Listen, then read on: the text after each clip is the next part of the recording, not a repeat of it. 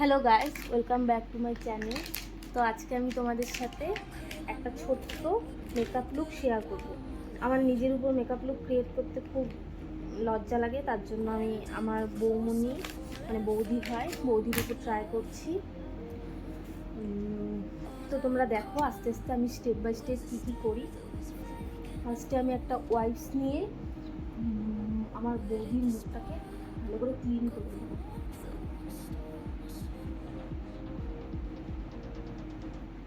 এরপর স্কিনটিকে ময়শ্চারাইজ করার জন্য এমোলিনের এই ময়শ্চারাইজারটি ইউজ করে নেব।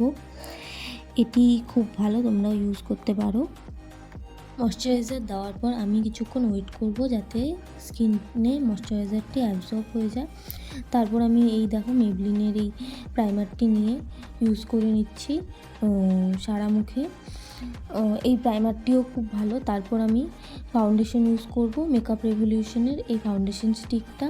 আমি প্রথমে চেক করে নিলাম যে ফাউন্ডেশনটা ঠিক শেডের নাকি। তারপর দেখলাম যে একটুখানি তোমার হালকা শেড, কিন্তু অক্সিডাইজ হওয়ার পর শেডটি ওর স্কিনের সাথে ম্যাচ করে যাবে, যেহেতু বেশিরভাগ ফাউন্ডেশনই তোমার অক্সিডাইজ করে। তারপর আমি ফাউন্ডেশনটিকে ব্লেন্ড করে নেব একটি ব্রাশের হেল্প নিয়ে। ব্রাশ, আমার কাছে ওরকম কোনো ফাউন্ডেশন ব্রাশ নেই, কিন্তু একটা সেট কিনেছিলাম অনেক আগে, তো ওটার মধ্যে থেকেই যেটা ফাউন্ডেশন ব্রাশ ওটা নিয়ে ব্লেন্ড করে নিলাম। তারপর ইউজ করব লুজ পাউডার। লুজ পাউডারের মধ্যে তোমার ফরএভার 52 এর এই পাউডারটি খুবই ভালো। এটাকে অল্প একটুখানি নিয়ে ইমালসিফাই করে হাতের পিছনে, তারপর ভালো করে সারা মুখে এবং চোখের আন্ডার আইসে লাগিয়ে দিলাম।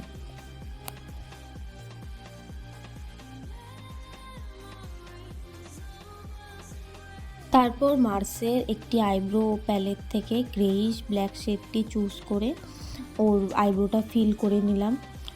তার আগে আমি একটু ওখানে একটা স্পুলি ছিল যেটা দিয়ে আমি আমার বৌদির না থাকা আইব্রোগুলোকে ব্রাশ করে নিলাম। তো তোমরা দেখতেই পাচ্ছ আমি এখানে ওই 2 নম্বর শেডটি ইউজ করেছি।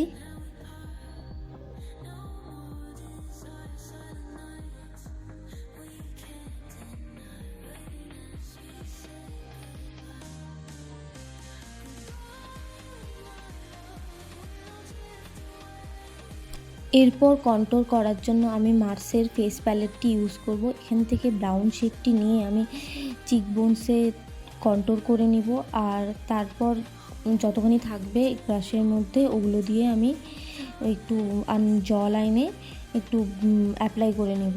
দেখো করছি, আমি কিন্তু এক্সট্রা কোনো প্রোডাক্ট নিইনি, না যা ছিল তা দিয়েই করেছি, নাহলে খুব হার্শ লাইন হয়ে যায়। তারপর আমি নোজ কন্ট্রোল করার জন্য দেখো ওই ব্রাশটিকেই একটু চ্যাপটা করে ধরে ফ্ল্যাট করে তারপর নোজের মধ্যে কন্ট্রোল করে নিলাম। এতে একটু নোজটা শার্প লাগে এবং খুব সুন্দর লাগে দেখতে। আফটার দ্যাট আমি আইম্যাজিকের এই ব্লাশ প্যালেটটি থেকে একটি পিঙ্ক শেড নিয়ে চিকবোনসে ভালো করে অ্যাপ্লাই করে দেব। এরপর আমি হাইলাইট করার জন্য মার্সেরই একটি প্রোডাক্ট ইউজ করব। আমার মার্স খুব ভালো লাগে, তার জন্য মার্সের প্রোডাক্টগুলি খুব ভালো লাগে, তার জন্য আমি মার্সের প্রোডাক্ট ইউজ করতে পছন্দ করি। আমি মার্সের এই হাইলাইটিং প্যালেটটি থেকে একটি শ্যাম্পেন কালার নিয়ে সব হাইলাইটিং পয়েন্টসে অ্যাপ্লাই করে দেব। এরপর আমি আই মেকআপে চলে গিয়েছিলাম। আমার একটু ভুল হয়ে গিয়েছিল, আমার অ্যাকচুয়ালি মেকআপ সেটিং স্প্রে লাগানো উচিত ছিল, কিন্তু আমি পরে অ্যাপ্লাই করব। তো আমি আই মেকআপের জন্য এই শিলসের ব্রাইডাল কালেকশন আই শ্যাডো প্যালেটটি ইউজ করছি। এখান থেকে এই মভ পিঙ্ক শেডটি নিয়ে আমি আইসের লিডে ভালো করে লাগিয়ে অ্যাপ্লাই করে ব্লেন্ড করে দেব।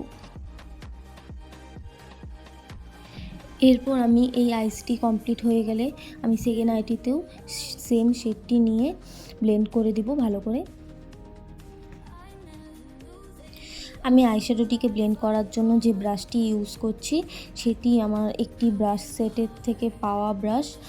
এখানে আমি তার থেকে একটি ফ্লাফি ব্রাশ নিয়ে আইশ্যাডোটিকে ব্লেন্ড করে নিলাম। তারপর আমি রিকোডের এই গ্রিপ সেটিং স্প্রেটি নিয়ে ভালো করে অ্যাপ্লাই করে নেব। তারপর তোমরা দেখতেই পাচ্ছ আমি এই শিলসের ব্রাইডাল আইশ্যাডো প্যালেটের এই ডার্ক মভ তো না, শেডটা হচ্ছে বার্গান্ডি শেডের মতন, এই শেডটি নিয়ে আন্ডার আইসে ভালো করে অ্যাপ্লাই করে নেব।